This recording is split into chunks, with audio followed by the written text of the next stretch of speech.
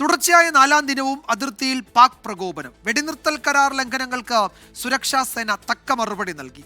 പാകിസ്ഥാന് പിന്തുണ പ്രഖ്യാപിച്ചതിന് പിന്നാലെ കൂടുതൽ ആയുധങ്ങൾ കൈമാറാനാണ് ചൈനയുടെ നീക്കം. കശ്മീർ നിയമസഭയുടെ പ്രത്യേക സമ്മേളനം ഭീകരാക്രമണത്തെ അപലപിച്ചു. പ്രധാനമന്ത്രിയടക്കം പാകിസ്ഥാനിലെ പ്രധാന നേതാക്കളുടെ പ്രകോപന പ്രസ്താവനകളുടെ തുടർച്ചയിലാണ് അതിർത്തി പ്രകോപനങ്ങൾ. കുപ്വാരയിലും പൂഞ്ചിലുമുണ്ടായ വെടിവെപ്പിന് ഇന്ത്യൻ സേന കനത്ത മറുപടി നൽകി. സമീപകാലത്ത് പൂഞ്ചിലുണ്ടായ ആദ്യ വെടിനിർത്തൽ കരാർ ലംഘനമാണ് പാക് ഭാഗത്തു നിന്നും കഴിഞ്ഞ രാത്രി ഉണ്ടായത്. ജമ്മു കാശ്മീർ നിയമസഭയുടെ പ്രത്യേക സമ്മേളനം ബൈസരൺ വാലിയിൽ പിടഞ്ഞുവീണ നിരപരാധികളുടെ ഓർമ്മകളിൽ മൗനമാചരിച്ചു, ആദരമർപ്പിച്ചു.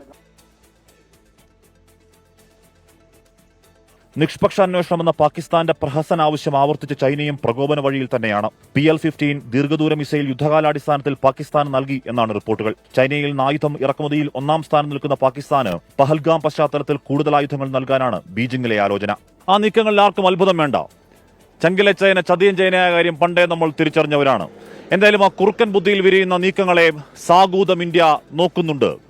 ശ്രീനഗറിൽ നിന്നും ക്യാമറമാൻ ജോഗേഷ് സിംഗിനൊപ്പം ഹാഷ്മി താജ് ഇബ്രാഹിം, 24.